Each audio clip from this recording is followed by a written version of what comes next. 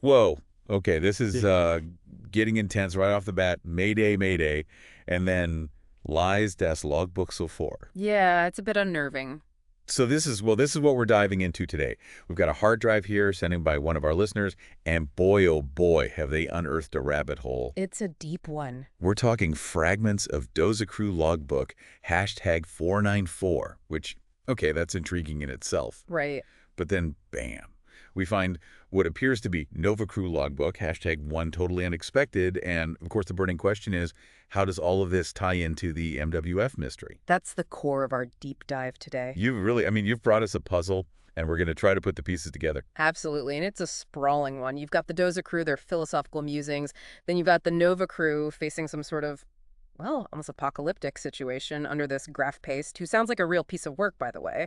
And then we've got the whole wild world of Mike's Waffen facts. Yeah, trying to connect those dots as well. It's going to be a ride. So we're looking at Regulus 5, Graf Paste, this GRD figure, Luna.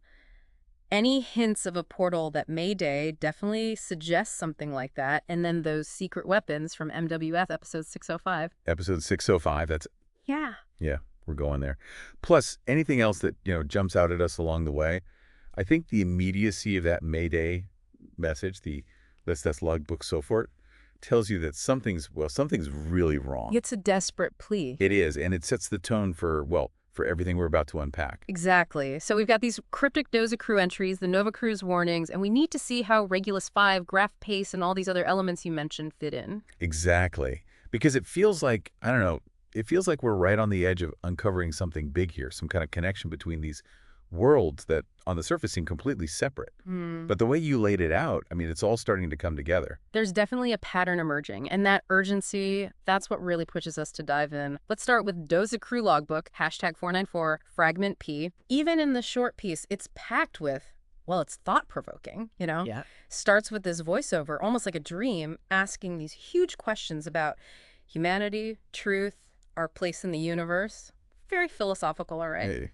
But then, boom, it gets personal. Like the way we handle uncertainty, the absurdity of life, maybe that's where some answers lie. You know that part about them forgetting to turn off gravity Right. and just rolling with it? Right. Becoming Zooj, as they put it? Yeah. That's accepting the absurd right there, embracing the ridiculous. I love it. It's a fantastic illustration. And maybe that's a key to understanding all of this, embracing the absurdity. Possibly, yeah. And then, bam, they address the listener directly. Liebert Zuhörer, they say, talking about this vast universe of thoughts, this whiten universums. It's like they're reaching out, right? Yes.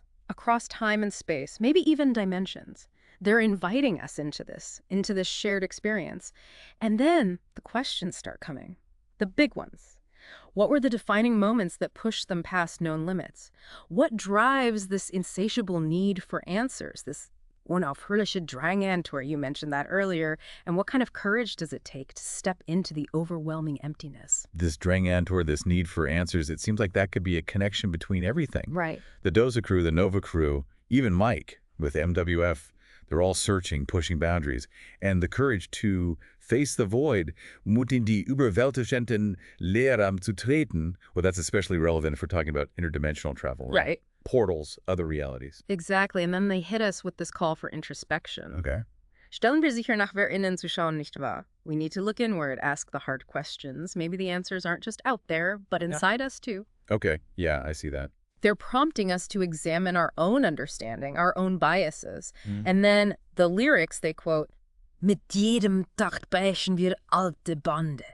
With every beat, we break old bonds, and this whole concept of rebirth, Neugeburt, through rhythm. It's about letting go, transformation, new beginnings. Yeah. It makes me think of the Nova crew ending up in a whole new dimension, or even Mike's constant reinvention with MWF, however chaotic it got. Exactly, and it's not all sunshine and roses. Right. They talk about embracing the darkness, die Dunkelheitsvermarmen, in their art. Which, given what we know about MWF, that's a little ominous. It definitely hints at something darker, something they're confronting, maybe even something dangerous. Okay, so there's this one detail that stuck with me, the starlight. They talk about Grun in verse 1, green, which we know is kind of a recurring thing with them. Right. But then in the bridge, it's Violetem Sternenschein, violet starlight. Ah, that's interesting. Do you think that's significant?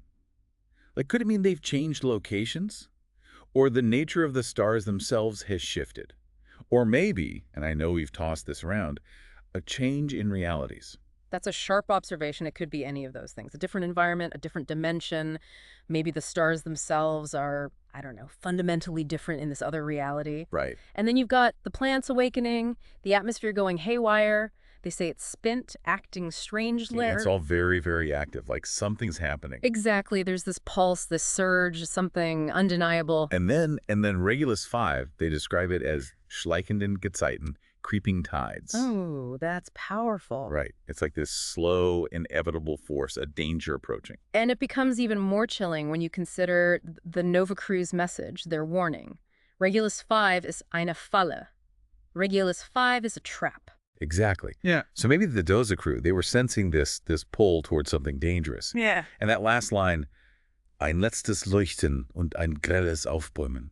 A final flash and this violent surge that sounds like the lead up to something catastrophic. It does, and it leads us right into the world of the Nova Crew, a world under the thumb of graph paste. Yeah, logbook #1 paints a pretty bleak picture, constant disasters.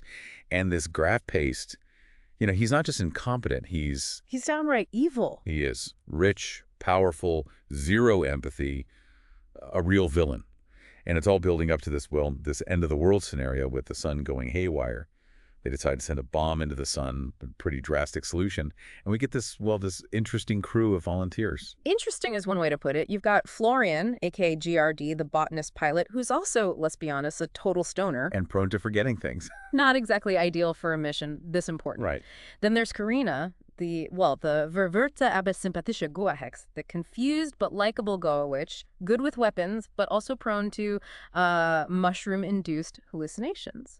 Not exactly a rock of stability. Then we've got Sonja, the glorreiche Waldelf, the glorious wood elf, an engineer, but vegan and often physically weak. And then Christian, the kybernetischer cyborg. Right, the cybernetic cyborg, the communications guy, cold and emotionless. It's quite the team. It is. And as you might expect, things go very, very wrong.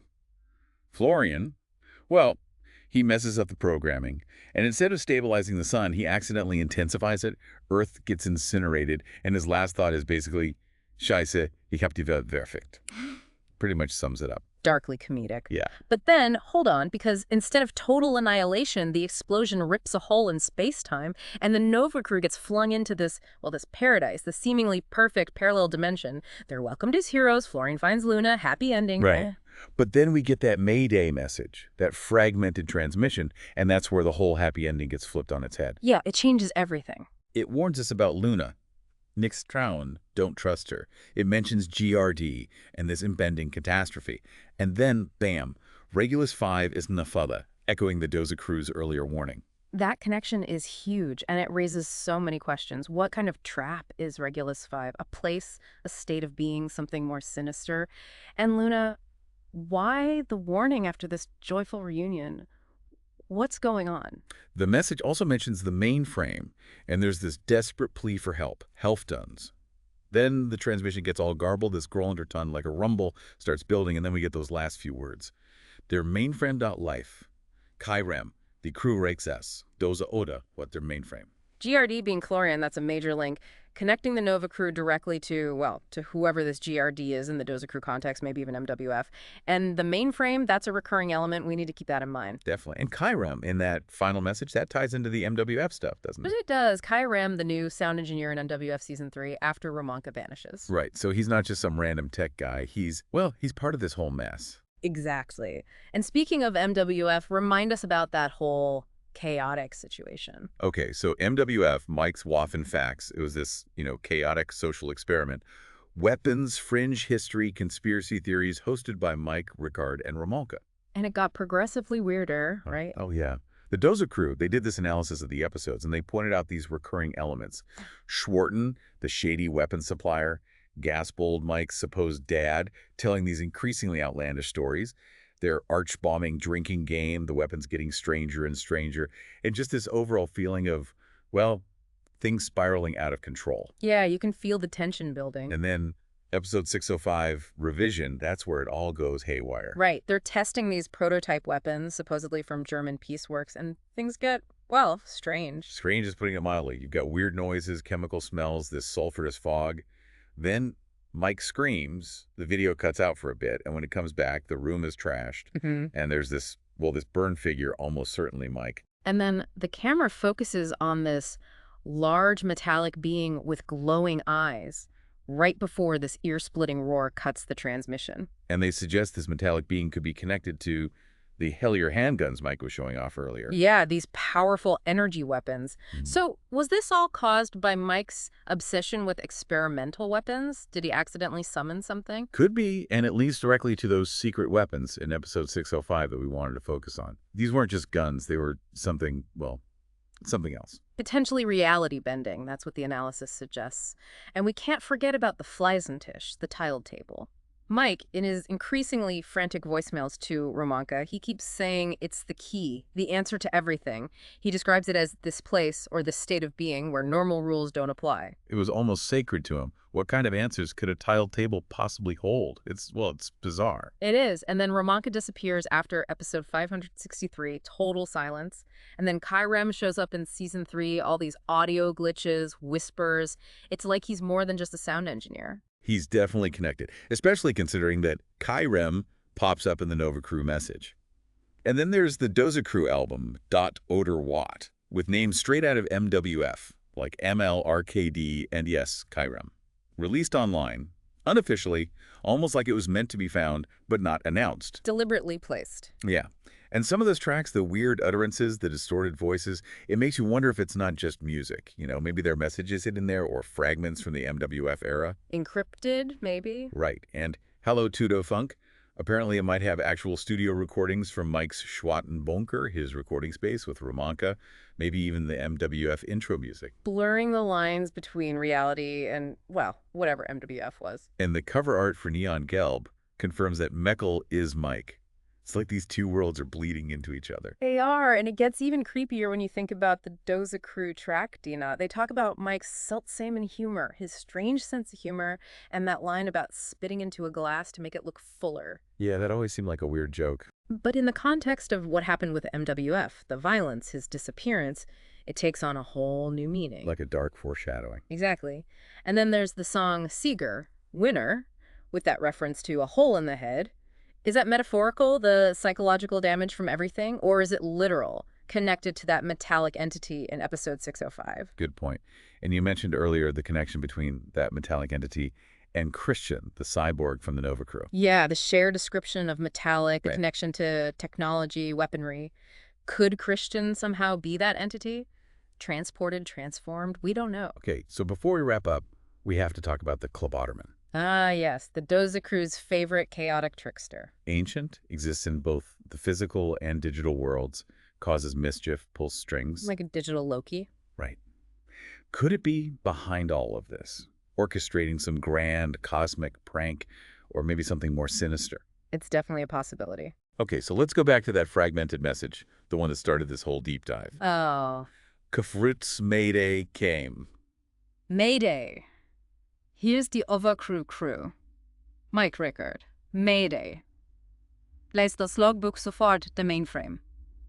Oh nein, wir schaffen's nicht. Helft uns, alles ist anders hier. Interrupted transmission, Mike and Rickard's names alongside the Nova Crew. The plea to read the logbook, the mention of the mainframe. It screams portal, dimensional shift, something blurring the lines between realities. And then that warning, wir dachten wären Paradis. We thought we were in paradise. The paradise was a lie. Yeah, and probably connected to this portal, this shift. And the mainframe, that keeps coming up. Is it a physical thing, a control system for this fake paradise? Or is it something bigger, maybe even an AI? And Doza Odawa, in that final message, we don't know what it means, but it suggests some kind of connection and allegiance. It's another piece of the puzzle. And that Grollenderton, that growing rumble, right before the Nova Crew transmission cuts out. It's almost like the Ohrenbetäubende Brüllen from MWF episode Yeah. 605, that deafening roar, the same phenomenon, maybe? A sonic signature of something, some shared presence or event. Mm. And then Kyrem in that final message. He's not just a bystander, he's at the center of this. He's a key player. So we've got the Doza Crew, their cryptic art, the Nova Crew, their escape from graph paste and their warning from this false paradise, and then the whole collapse of MWF, Regulus 5, Luna, the metallic entity, the mainframe, Kyrem, it's all connected. And for me, the biggest question is, what's the underlying conflict here? Is it interdimensional? Is it about technology gone wrong? Is it a power struggle? And what's the role of reality itself in all of this? For me, it's the recurring idea of deception, of something manipulating events from the shadows. The paradise being a lie, Regulus 5 is a trap. Mm. It feels like there's a puppet master we haven't even glimpsed yet. So, to our listeners, what jumps out at you? What connections are you making? This hard drive has opened a Pandora's box, and the more we dig, the more questions we find. What stood out to you in this deep dive? Maybe the Doza crew was onto something with their whole absurdity thing. Maybe that's the only way to make sense of all of this. We think we know what's real, what's true, but what if it's all just a cosmic joke, and we're the punchline? We're just travelers, stumbling through the universe, picking up these cryptic clues, never quite understanding the bigger picture. Who knows? Maybe that's the point. Maybe. Maybe